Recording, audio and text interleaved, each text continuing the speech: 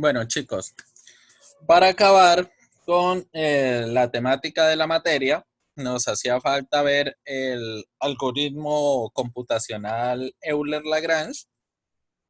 En la clase pasada habíamos hecho la parte introductoria y habíamos visto la formulación de Lagrange aplicada en la obtención del modelo dinámico del manipulador, pero esta formulación de Lagrange aplicada de manera directa sin ningún tipo de arreglo computacional, en la cual veíamos que cuando el manipulador tenía muchos grados de libertad, la dificultad del proceso de modelado se elevaba y también se elevaba en gran medida dependiendo del tipo de la naturaleza del grado de libertad. Entonces notábamos que cuando hicimos y analizamos nuestro segundo ejercicio, teníamos una dificultad en el modelo, pero cuando analizamos nuestro tercer ejercicio, en el cual mantuvimos la misma cantidad de grados de libertad, pero lo que hicimos fue variar el tipo de grado de libertad, la complejidad se hizo mucho más grande. Y habíamos visto que la solución para poder realizar el modelo dinámico de cualquier manipulador, sin importar los grados de libertad, era el uso de algoritmos computacionales, porque estos algoritmos computacionales pueden ejecutarse de manera recursiva. Yo puedo dejarlos corriendo, como dice, que se diría coloquialmente, el computador no se va a fatigar sin importar la cantidad de iteraciones que tenga que hacer, y al final él me va a arrojar el producto de ese modelado, que es la matriz D, que habíamos dicho que representaba las inercias, que iba a ser una matriz de n por n, la matriz H, que es la matriz de fuerzas de Coriolis, y la matriz C, que es la matriz centros de gravedad.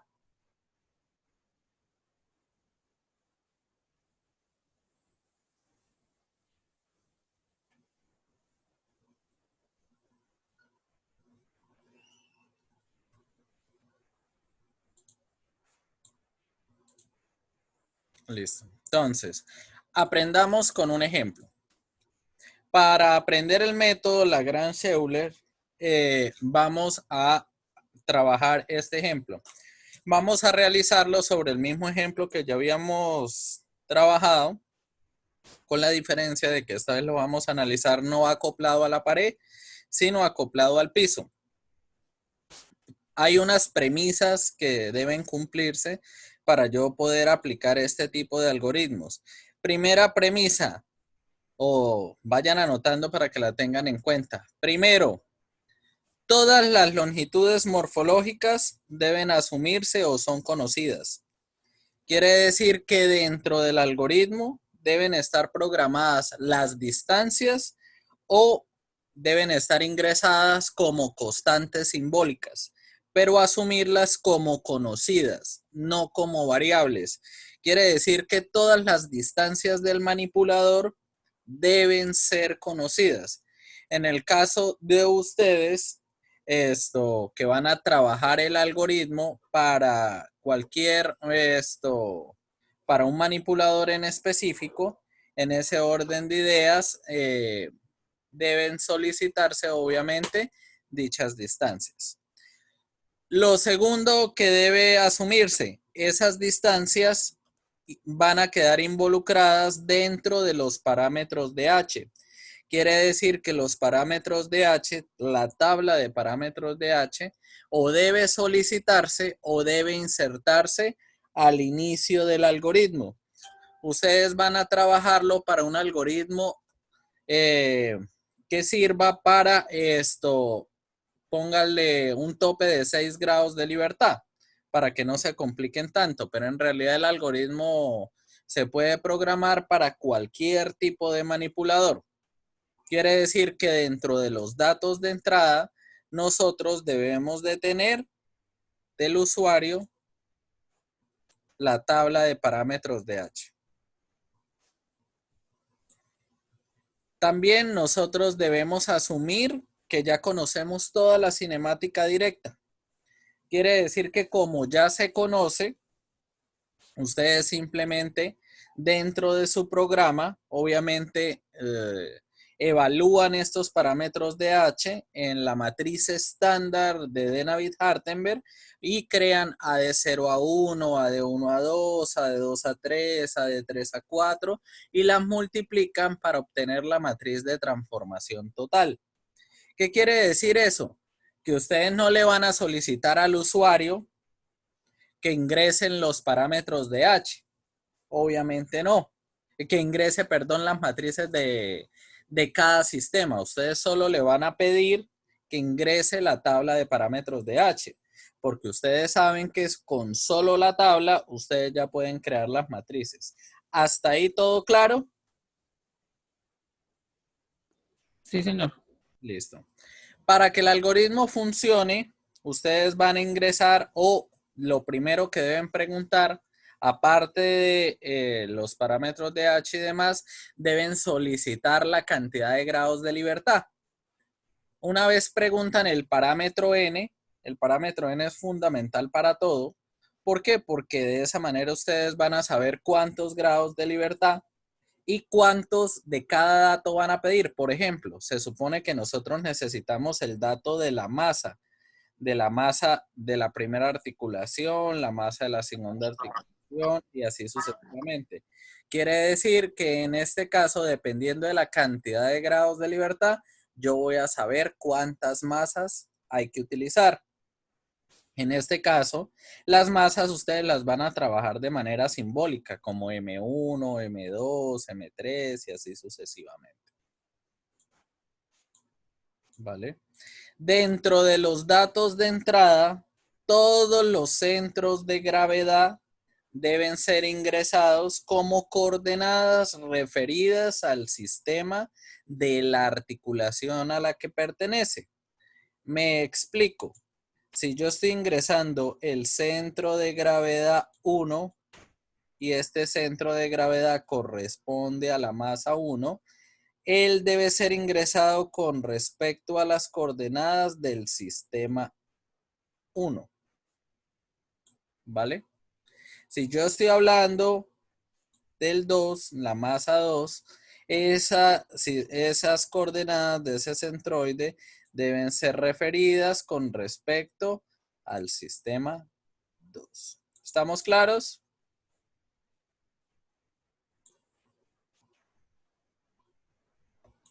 Muchachos. Sí, señor. Vale. Bueno. Quiere decir que el primer paso es muy fácil. Bueno, es tedioso porque es generar los ingresos del código, pero en realidad como tal hasta el momento no se ha hecho ningún procesamiento, solo se ha reseccionado información. El paso 2 del algoritmo Lagrange-Euler es que ustedes utilicen cada fila de la tabla de parámetros de H, fila 1, fila 2 y así dependiendo de n, y la reemplacen en la fórmula de la matriz estándar de parámetros de H y creen A de 0 a 1, A de 1 a 2, A de 2 a 3. Eso va a depender de la cantidad de grados de libertad que existan. Y al final las van a multiplicar para obtener la matriz de transformación total. ¿Listo? Quiere decir que si n fuera 3, ustedes crearían un A de 0 a 3. Si n fuera 4, ustedes estarían creando un A de 0 a 4. ¿Alguna duda con este punto?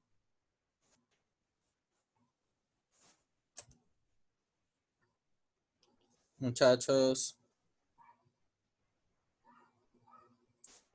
No, profe. Listo. No, profe. Listo. Esos dos primeros puntos son muy fáciles. La cosa empieza a complicarse del tercer punto en adelante. El tercer punto en adelante se llama crear las matrices SUI sub J. Estos términos, siempre que yo los vea, significa que yo voy a estar creando dos fores. Un for más externo, que va a usar una variable i, y un for más interno, que va a usar la variable j, ¿vale? Ambos fores van a arrancar en 1 y deben llegar hasta el parámetro n. Quiere decir que en este caso, que estamos hablando de un manipulador de 2 grados de libertad, ambos fores deberían llegar máximo hasta 2, ¿vale? Quiere decir que ambos van a arrancar en 1, 1. Y por cada caso, ustedes van a ejecutar la siguiente fórmula. La fórmula consiste en obtener la derivada parcial de la matriz sub 0 sub i con respecto a q sub j. Entonces, vamos a aprender el concepto haciendo. En condiciones iniciales, ambos contadores van a arrancar en 1, ¿vale? Quiere decir que lo primero que yo voy a obtener es el U11. El U11, si yo reemplazara la I, ¿cierto? Que es el primer término, estaría obteniendo la derivada de A de 0 a 1 con respecto a la derivada de Q sub J, pero J también vale 1. Quiere decir que básicamente yo voy a derivar la matriz A de 0 a 1 con respecto a teta 1. Derivo parcialmente y acá tengo el resultado de la derivada parcial. ¿Estamos claros en este paso? Sí, señor. Listo. Como ya cumplí con este paso, J se incrementa. Quiere decir que lo siguiente que yo voy a obtener es el U12. Voy a obtener el U12. ¿Y ese U12 cómo lo voy a obtener? Como la derivada parcial de A de 0 a 1. ¿Por qué? Porque la I todavía no ha variado. Con respecto a Q sub J. J vale 2, quiere decir que lo voy a derivar parcialmente con respecto a 2. Al derivar la matriz A de 0 a 1 con respecto a de 2, pues yo noto que todos los términos de A de 0 a 1 están en términos de Q1, no hay nada en términos de Q2. Quiere decir que acá de resultado me va a dar una matriz de ceros, puros ceros. ¿Estamos claros hasta ahí? ¿Hay alguna duda en este punto? Chicos. No, señor. Listo. Bueno. Ya el for interno terminó de incrementarse.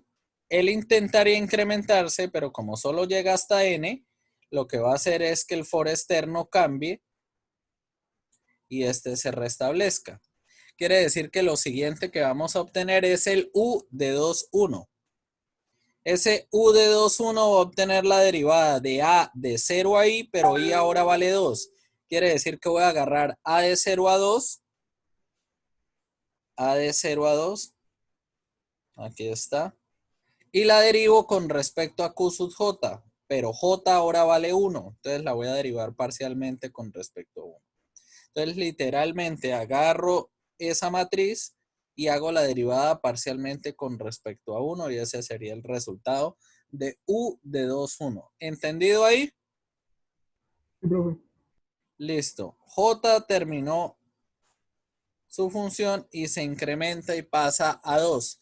Quiere decir que lo siguiente que voy a obtener es el U22, que se obtendría como la derivada parcial de A de 0 a 2 con respecto a Q sub J, pero J vale 2, quiere decir que A de 0 a 2 la voy a derivar con respecto a de 2. Hago el resultado de la derivada parcial, ambos fores ya terminaron de incrementarse, quiere decir que este tercer paso ya acabó. Obviamente, si n fuera mayor, pues la cantidad de fores tendrían que hacer la cantidad de recursiones necesarias hasta que llegaran a n. ¿Claro este punto o hay alguna duda al respecto? Pregunten ahora o callen para siempre.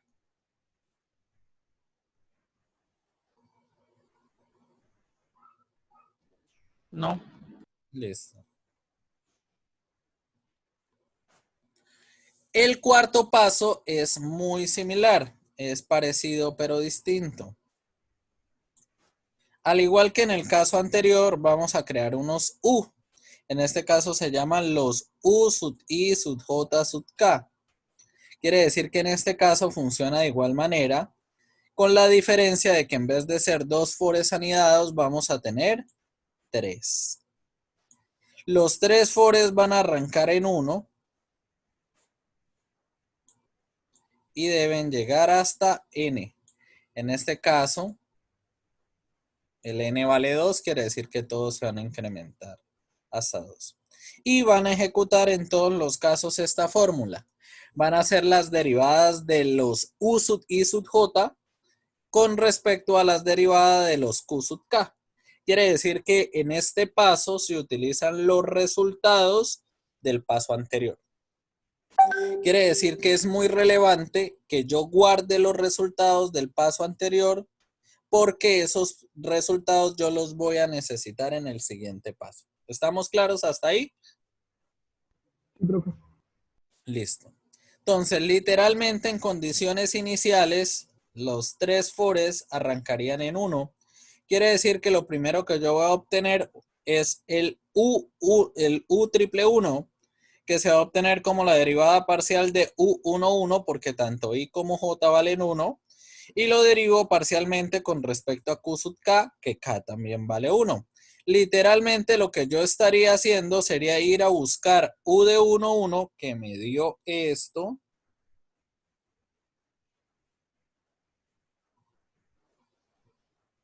Y lo derivo parcialmente con respecto a Q1. Y coloco ese resultado.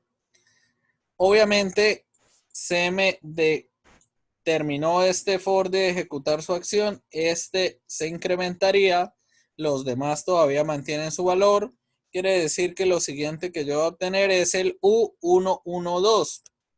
Que va a obtener la derivada parcial de U11 porque ni I ni J han cambiado con respecto a Q sub K. Casi cambió, vale 2, quiere decir que estoy derivando con respecto a Q2. Literalmente hago lo que me dice la fórmula. Yo llamo U de 1 y la derivo con respecto a D2.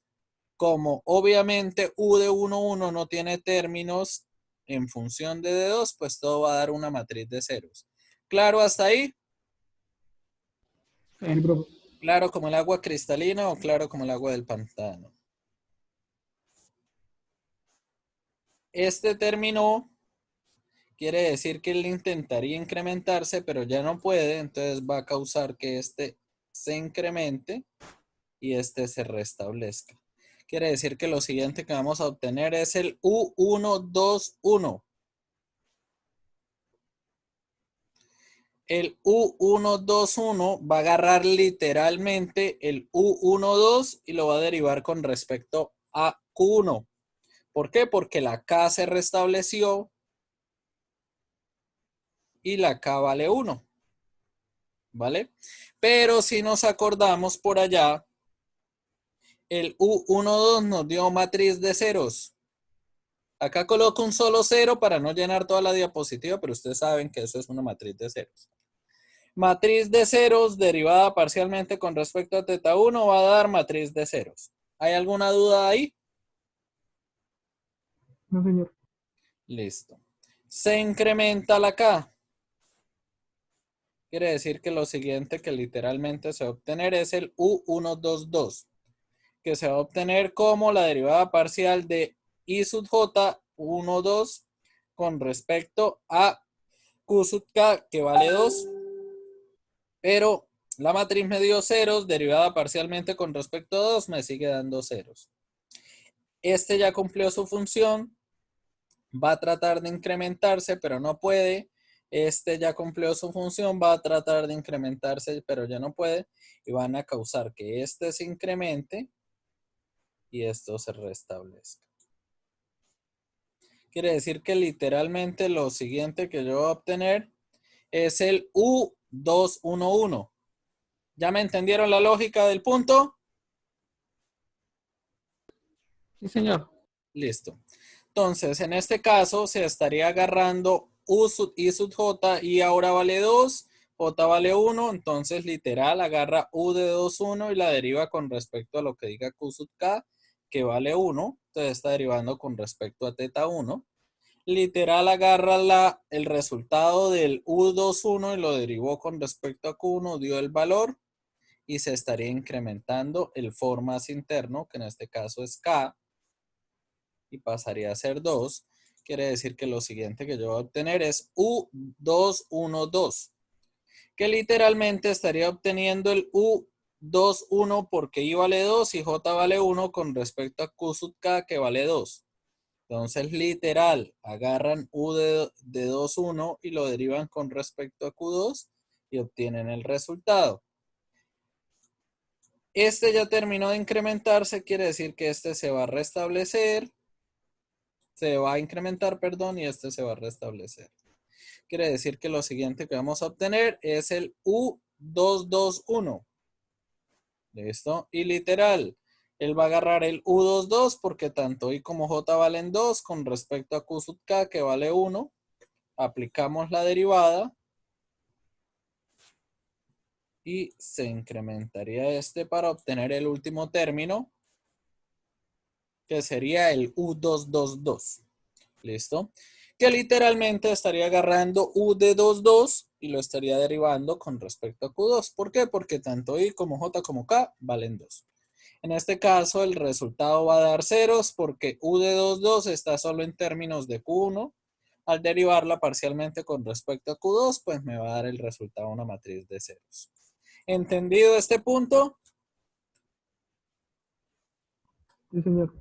Quiere decir que si estuviéramos hablando de un manipulador de 6 graditos de libertad, noten la cantidad de iteraciones que tendríamos que hacer, ¿no? Bueno, que el algoritmo tendría que hacer, porque literal, pues, nosotros no las vamos a ejecutar, solo las programamos y de ahí en adelante, pues, él la haría. ¿Estamos claros? Bueno. Entonces, pasamos al punto 5. El punto 5 consiste en obtener las matrices de pseudoinercia. Las matrices de pseudoinercia se van a llamar J y van a tener un subíndice, por eso es que se dice JI. Quiere decir que esta se va a obtener con un for, que va a ser una I, que va a arrancar en 1 y debe llegar hasta N. Quiere decir que para la primera articulación va a haber el J1, para la segunda articulación va a haber el J2 y así sucesivamente. ¿Estamos claros? Sí, Chicos, señor. Sí, listo. señor. A esas articulaciones, acá para obtener cada matriz de pseudoinercias, vamos a aplicar esta formulación matemática. Profe, hay 12 integrales. No, qué miedo. No se asusten que, como dirían vulgarmente, eso es puro visaje. Yo no escribí el método, entonces a mí no me pueden criticar porque está escrito así. Simplemente analicemos lo siguiente. ¿Con respecto a qué se está integrando? Con respecto a M, ¿sí o no? ¿Estamos claros? Sí, señor. Sí, señor. Quiere decir que cada término, en realidad, ¿qué está haciendo? Por lo menos, en este primer término, x sub i al cuadrado sería constante porque se está integrando con respecto a m. Quiere decir que el resultado de la integral va a ser x sub i al cuadrado por m. ¿Sí o no? Sí, profe. Y lo mismo ocurre con todos los términos. ¿Por qué la persona que escribió esto no prefirió colocar m? No me pregunten a mí, yo no escribí el método, yo solo lo explico.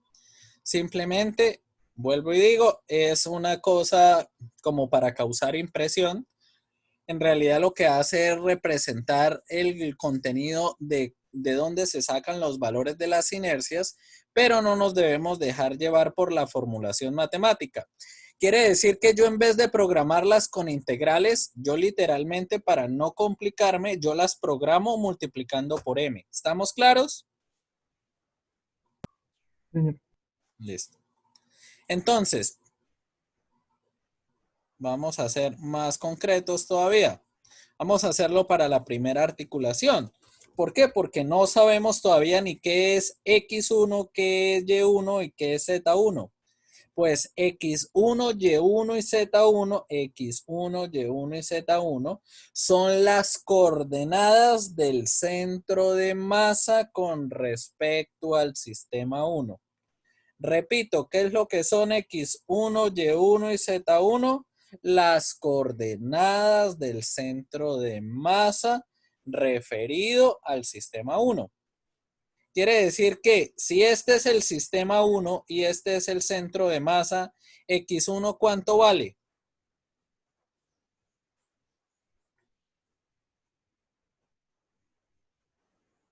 Muchachos, ¿hay coordenada en X? No, señor. No, vale 0. ¿Y en Y hay coordenada? L1. No, en Y no hay. Ahí es en Z. Porque hacia allá esta es Z1. Sí, sí, sí. Me confundí. ¿Listo? Quiere decir que en este caso el usuario que hubiera ingresado X1 igual a 0, Y1 igual a 0 y Z1 igual a L1. ¿Estamos claros? Sí, señor. Listo. Como eso es así, al aplicar la formulación matemática, esto quedaría X1 al cuadrado por M, pero X1 vale 0, entonces por eso es que da 0. Esto daría X1 por Y1 por M, tanto X1 como Y1 valen 0 y por M pues va a dar todavía más 0. X1 vale 0, Z1 sí existe, pero el hecho de que X1 valga 0 hace que el resultado dé 0 y así sucesivamente. Quiere decir que los únicos valores que sobreviven son estos de aquí abajo. Por eso es que en este caso el resultado es Z1 al cuadrado por M. La coordenada en Z era L1, por eso es L1 al cuadrado por M1. En este caso era Z1 por M, entonces L1 por M1, en este caso Z1 por M1 y M1. ¿Estamos claros? Sí, profe. No hay duda con respecto a este punto, listo. La I se incrementaría. Quiere decir que lo siguiente que vamos a obtener es J2. Igual. En este caso es más fácil aún. Porque ¿cuánto vale X2, Y2 y Z2 si X2, Y2 y Z2 son las coordenadas del centro de masa de la masa 2 referidas al sistema 2? Todas valen 0. X2, Y2 y Z2 valen 0. ¿Por qué? Porque la masa 2 está en el origen del sistema 2. ¿Entendido? Sí, señor. Quiere decir que al aplicar la formulación matemática para obtener el J2 solo sobrevivió esta partecita. Porque la integral de dm es m y al reemplazar lo que es la masa 2 es m2. ¿Estamos claros? Sí, profe. Vale. Listo. El siguiente punto. Voy a borrar acá. Consiste en obtener los primeros pasos que me van a llevar a crear la matriz de inercia, que es la matriz D. Esta matriz D va a estar conformada por unos D pequeños.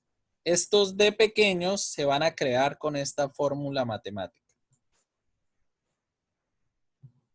Esta fórmula matemática yo tengo que analizarla muy bien para poderla entender. Primero, para saber cómo la voy a programar. Los D que yo estoy creando son D con respecto a I y con respecto a J. Quiere decir que yo de entrada sé que voy a tener dos fores. Un for más externo de variable I, un for interno de variable J, ¿vale? Pero a su vez, ellos van a ejecutar una fórmula con respecto a una variable K. Quiere decir que va a haber otro for interno K. J y I ambos van a arrancar en 1.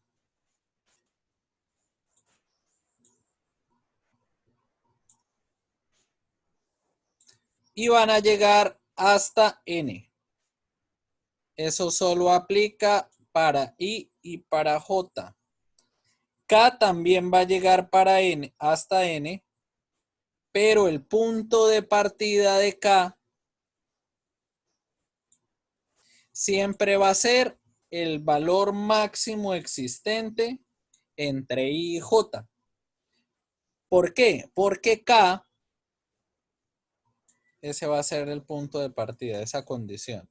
El valor máximo entre I y J. ¿Por qué? Porque K lo vamos a utilizar para recrear una sumatoria. Y esta sumatoria va a arrancar desde este valor, desde el valor máximo que tenga entre I y entre J.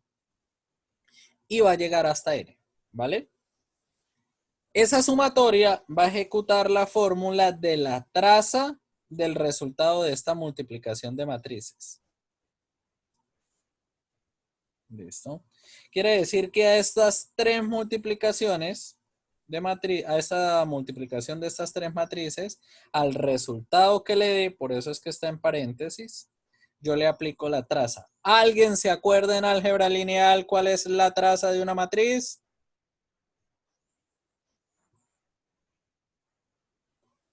Muchachos.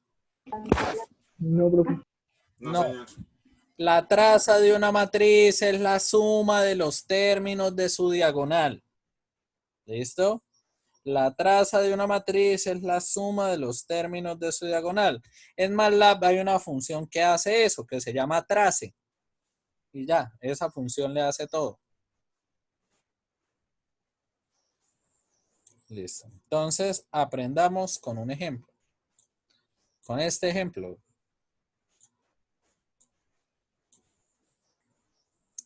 Entonces, en condiciones iniciales, como tanto I como J van a arrancar en unos, pero voy a escribirlos acá más arribita.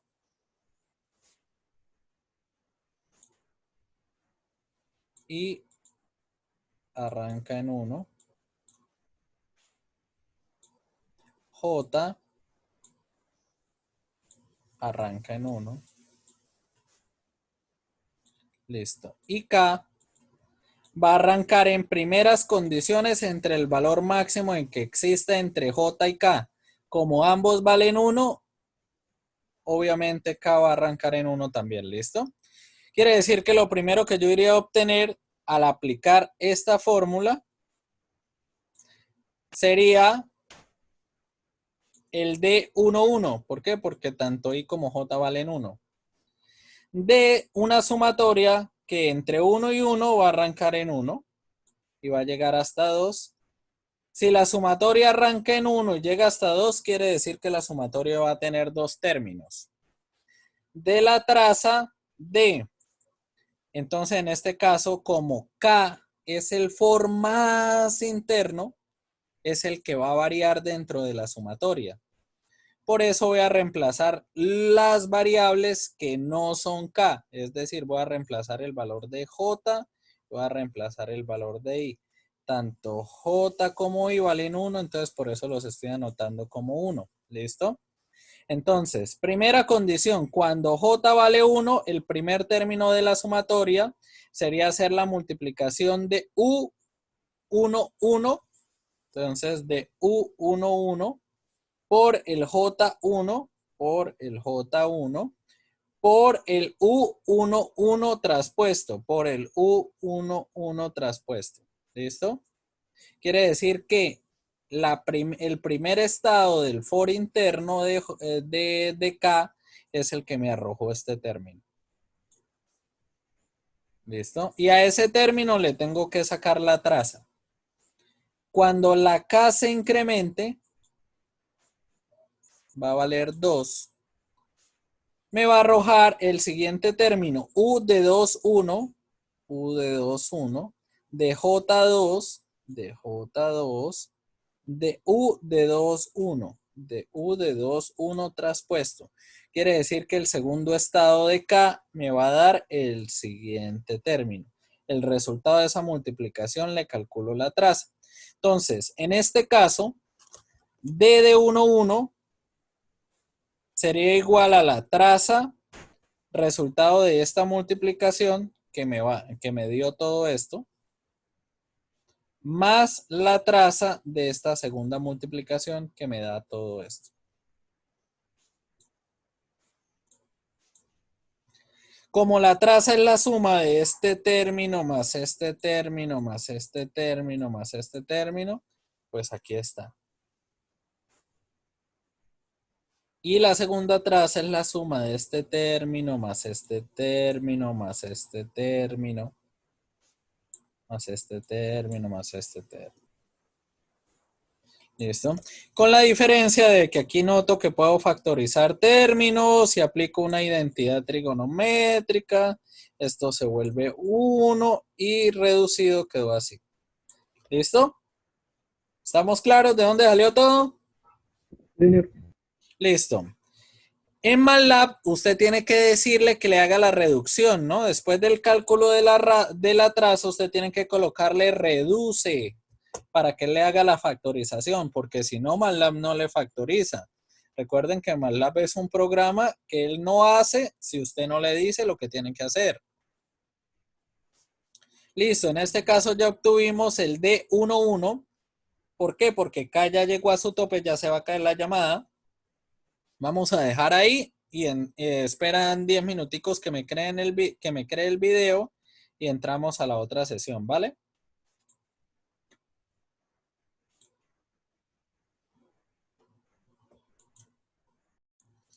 Listo, muchachos. Entonces íbamos acá.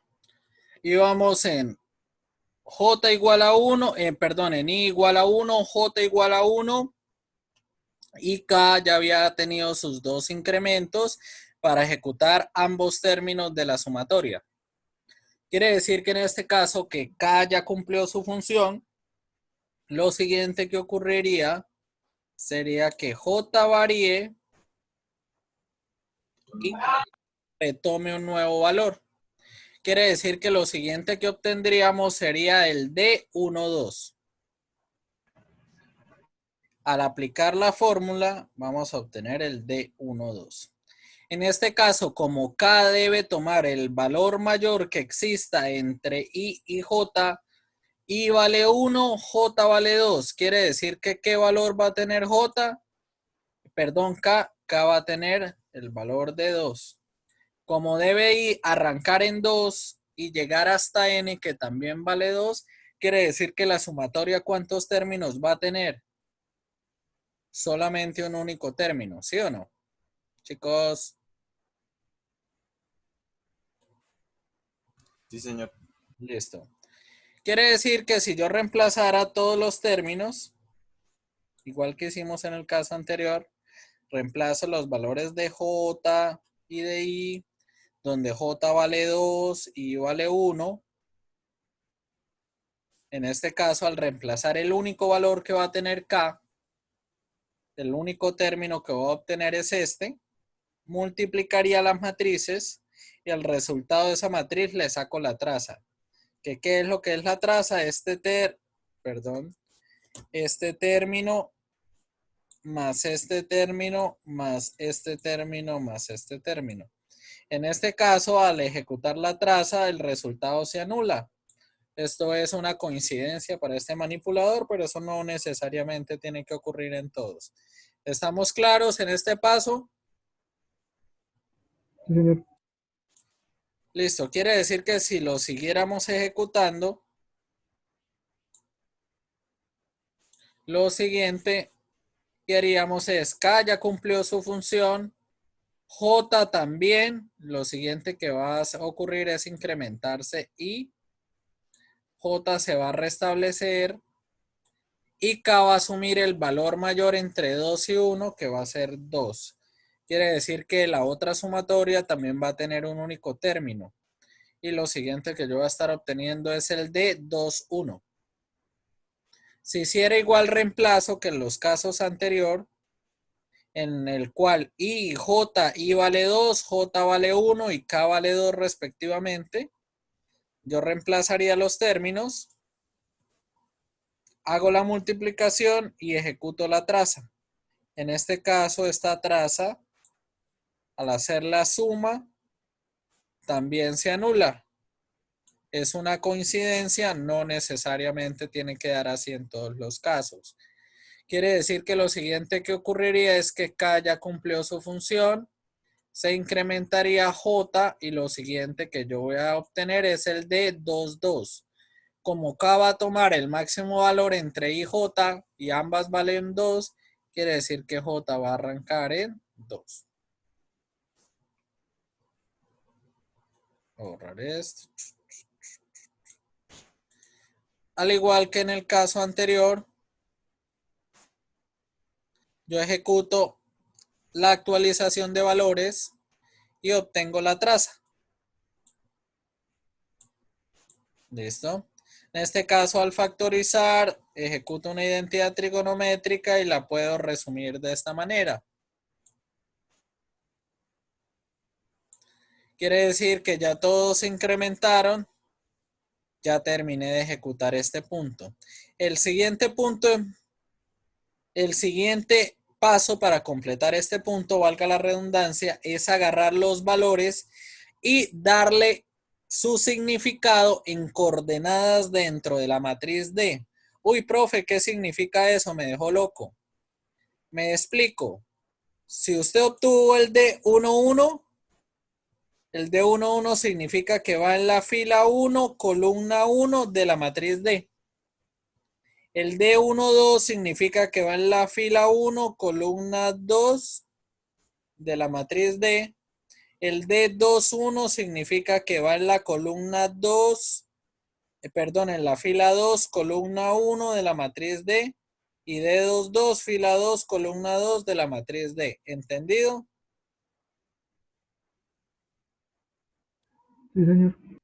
Quiere decir que en este caso lo que hicimos fue recopilar los valores que habíamos obtenido de D11, D12, D21 y D22 y acoplarlos acá.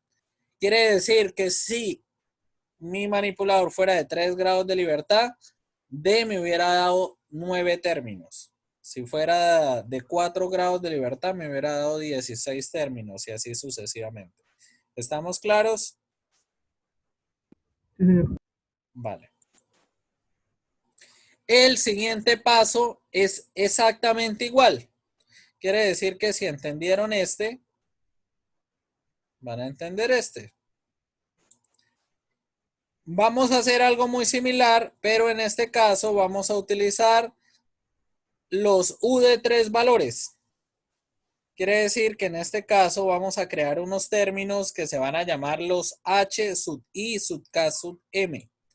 Quiere decir que vamos a tener 3 fores. Uno que se llama I, otro que se llama K y otro que se llama M. Bueno, imaginen que es una M. Listo. Y por debajo de estos tres va a haber otro for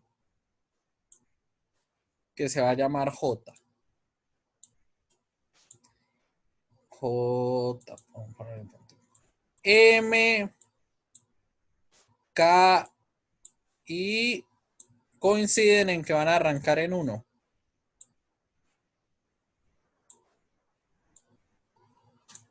Y van a llegar hasta N. J también va a llegar hasta N, pero J lo vamos a usar para ejecutar la sumatoria. J va a tomar el valor máximo entre esos 3 fores.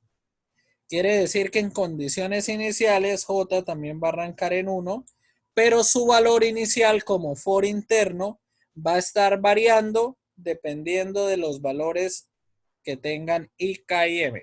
¿Estamos claros hasta ahí? Sí. Listo. Quiere decir que la fórmula es muy, muy similar. Lo que cambia mayoritariamente es este término. Quiere decir que como tenemos 3 fores anidados más el interno que hace la sumatoria, la cantidad de términos que vamos a estar generando en este caso es muchísimo más amplia. Quiere decir que lo primero que estaríamos obteniendo al reemplazar los valores en la fórmula sería el H triple 1. Al reemplazar los valores H triple 1. En este caso, como el for interno, que es el de la J, es el que va a variar, voy a reemplazar los valores de K, M, I. Entonces, K vale 1, M vale 1, I vale 1. Entonces, por eso los voy a dejar acá reemplazados de una vez. Como J arranca en 1, reemplazaría todos los valores en la fórmula y este sería el primer estado que yo debo multiplicar. Y a ese estado que me da esto, yo le voy a sacar la traza, que es este término, más este término, más este término, más este término. Pero en este caso, como se va a incrementar hasta n, quiere decir que j va a cambiar su valor y se va a elevar hasta 2 para generarme este segundo término, al cual yo voy a multiplicar y le voy a calcular la traza, que es la suma de este término más este término. En este caso, al ejecutar la suma del primer resultado más el segundo resultado, pues todo se me anula, es una coincidencia, no necesariamente debe pasar así. ¿Estamos claros? ¿O hay alguna duda en este punto?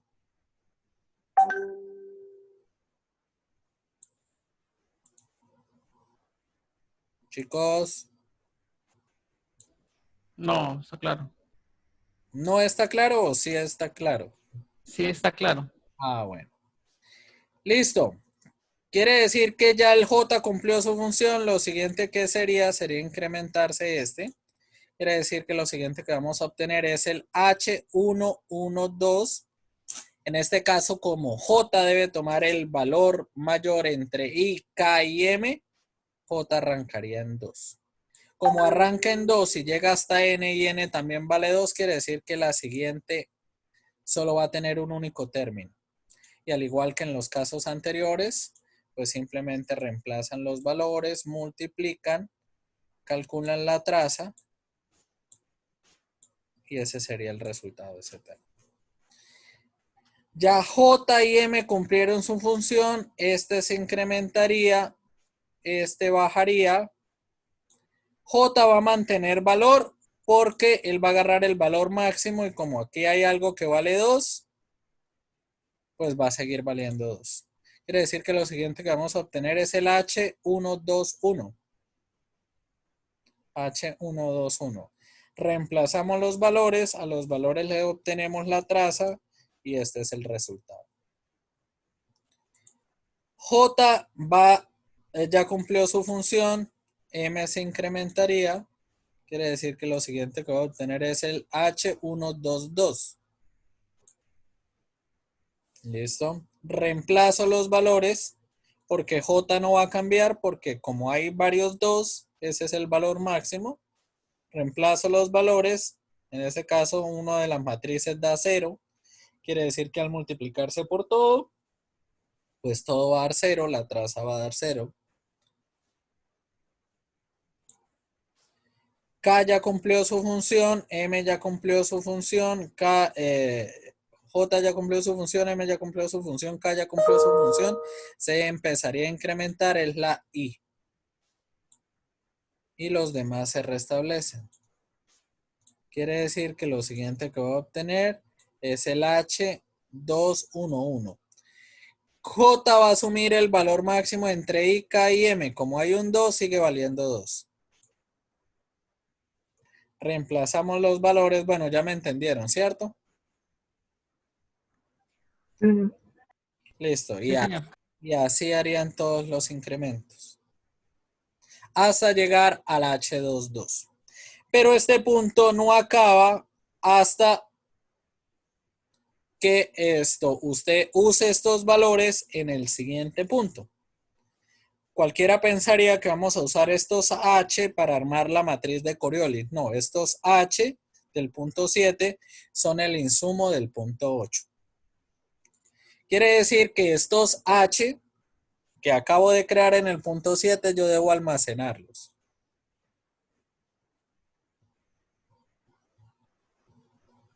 Y ahora voy a ejecutar esta fórmula.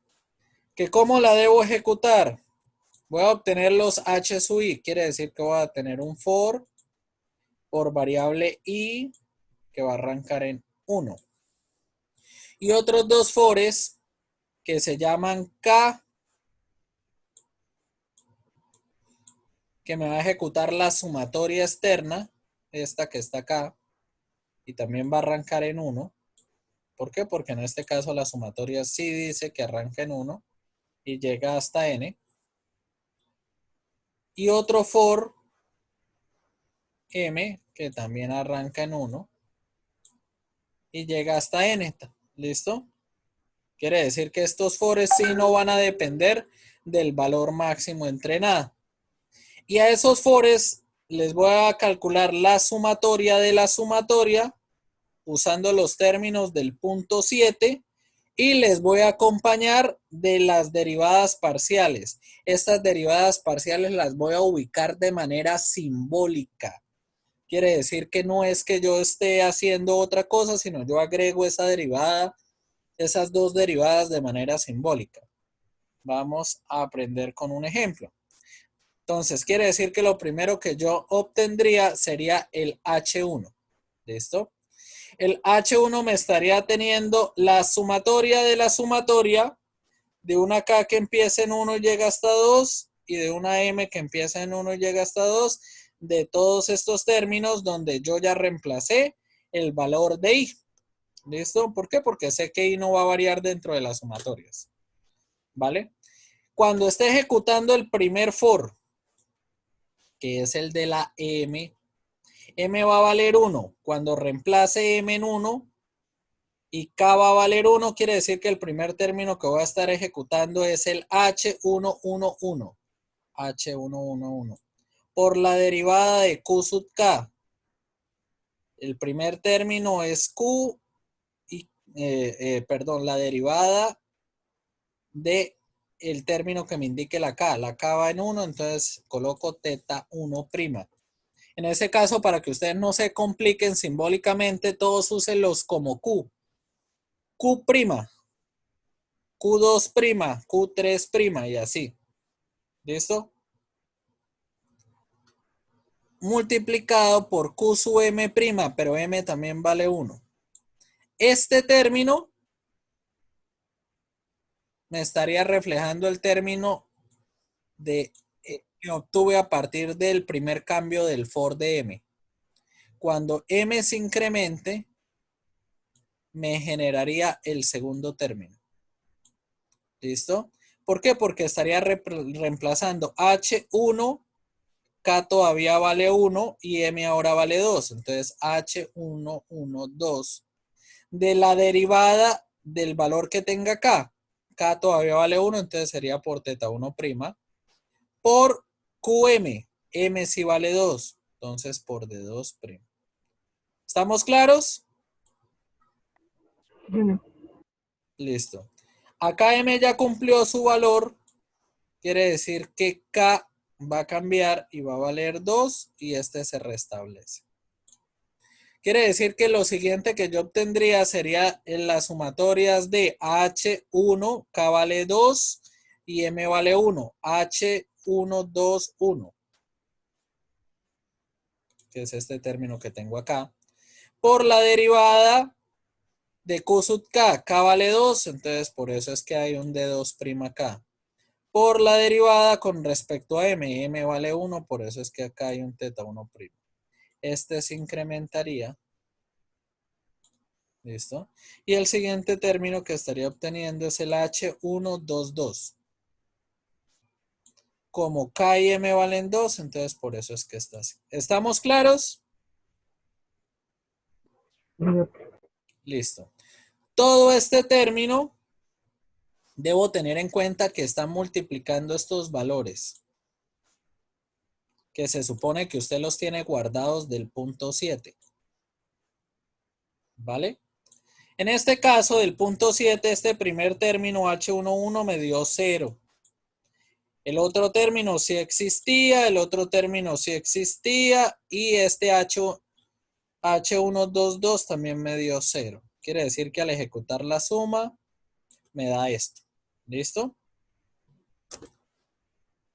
Ahora, cuando ya obtuve el H1, se supone que K y M ya llegaron al tope. Lo siguiente que haría sería incrementarse el I y esto se restablecería. Y ejecuta exactamente las mismas formulaciones. Lo mismo, cuando ya la tenga armada, usted debe tener en cuenta que estos términos están guardados desde el punto 7 y tiene que reemplazarlos. Y ejecuta la operación. Pero el punto acaba cuando usted ordene los H en vector columna. Quiere decir que en este caso H, que es la matriz de fuerza de Coriolis, como es un manipulador de 2 grados de libertad, solo va a tener 2 términos. Si fuera un manipulador de 3 grados de libertad, tendría 3 términos y así sucesivamente. ¿Alguna duda con respecto a este punto?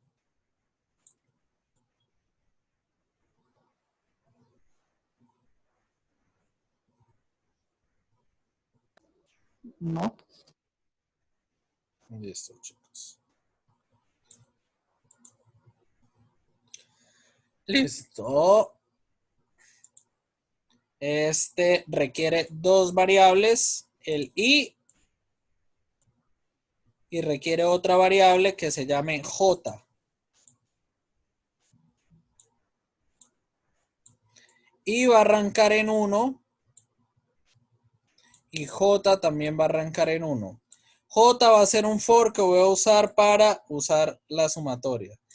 Algunos preguntan, profe, ¿cómo hago una sumatoria dentro de un for? Pues crea un acumulador, ¿no?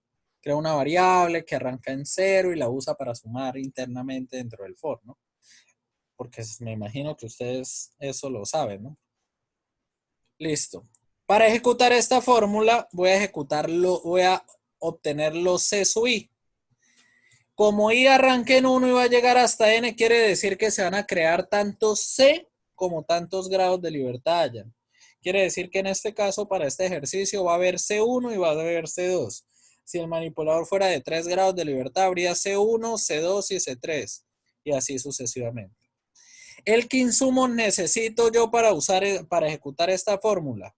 Requiero los valores M, que los vamos a trabajar simbólicos. Quiere decir que la masa M1 usted la va a reemplazar, la masa del eslabón 1 la va a reemplazar como M1, la masa del eslabón 2 la va a reemplazar como M2 y así sucesivamente. Pero sí va a necesitar un vector que debe ingresar el usuario que se va a llamar vector G. Este vector G es el vector de cómo está el vector gravedad con respecto a la base del manipulador. Ese vector G va a tener 4 coordenadas. La coordenada X, la coordenada Y, la coordenada Z y una última coordenada que siempre va a valer 0. Esta coordenada que siempre va a valer 0 es para no anular las multiplicaciones. Quiere decir que, por ejemplo, en este vector, en este ejercicio que estamos resolviendo,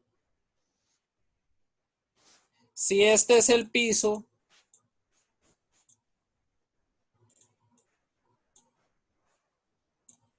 ¿listo? Y así está el manipulador, ¿la gravedad en qué sentido apunta? Hacia abajo. ¿Listo?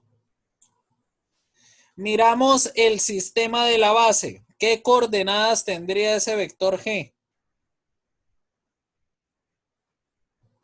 El usuario cuando ingresa el vector G, ¿qué coordenadas debe tener? En X tiene coordenadas. No. En Y tiene coordenadas. No. En Z sí, pero con sentido Negativo. exactamente. Y ustedes deben colocarle un aviso al usuario. Bueno, ustedes pueden agregar el último 0, ¿no? Si el usuario, para que el usuario no se le olvide que G tiene que ingresarlo con 4 términos, usted puede pedirle que ingresen las coordenadas X, Y y Z de G y ustedes agregan el cuarto cero. Y el cuarto término que es un 0. Y va a acá. ¿Listo? También vamos a utilizar este vector, un vector que lo vamos a llamar R. R es el vector de coordenadas de las masas expresados con respecto al sistema de referencia. Quiere decir que es el vector de las coordenadas del centro de masa 1 referenciado con respecto al sistema 1. Es el vector de las coordenadas de la masa 2 referenciadas con respecto al sistema 2. Que acá en este manipulador sería, con respecto al sistema 1, sería 0 en X, 0 en Y y L1 en Z.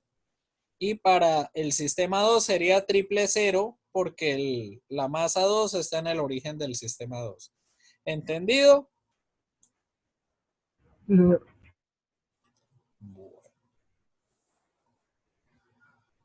Entonces, en este caso, eso es lo que yo tengo acá. G deberíamos ingresarlo para este manipulador. Quiere decir que si este manipulador lo hubiéramos analizado como lo resolvimos anteriormente, que lo hicimos analítico, que lo analizamos pegado a la pared, el vector G cambia de coordenada. ¿Listo?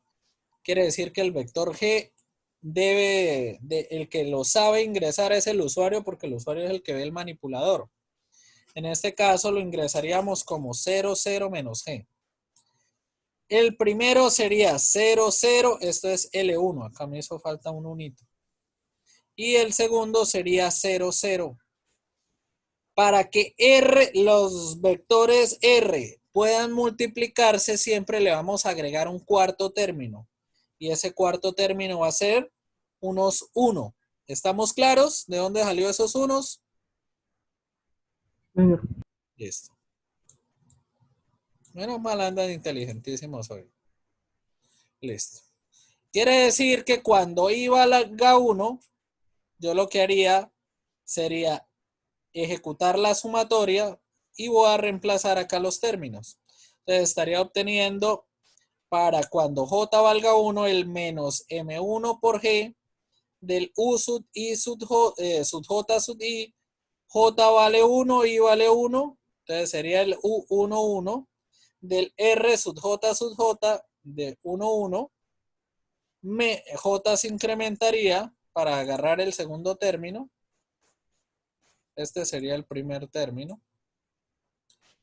Y el segundo término sería M2 por G de U de J por I. J vale 2, I vale 1, entonces sería U de 2, 1 de RJJ. ¿Listo? En este caso sería literalmente hacer lo que dice la multiplicación. Menos M1 por el vector G, teniendo en cuenta que el vector G lo multiplico como vector fila. El vector, esto es una matriz y este lo multiplico como vector columna. ¿Listo? Menos M2, G como vector fila, el siguiente término y el siguiente. En este caso el resultado de toda la multiplicación dio 0, pero eso es una coincidencia. No necesariamente tiene que dar así. ¿Estamos claros cómo ejecutar este punto? Sí, profesor. Listo, esta parte ya terminó, quiere decir que el I se va a incrementar y este va a volver, quiere decir que lo siguiente que vamos a tener es el C2. Y lo mismo. Actualizan los valores según el primer estado de J, que es 1, y el siguiente estado de J cuando vale 2. Ejecutan las multiplicaciones, reemplazando los términos. Y el punto acaba cuando armen los C en vector columna, donde se van a crear tanto C como tantos grados de libertad tengan el manipulador.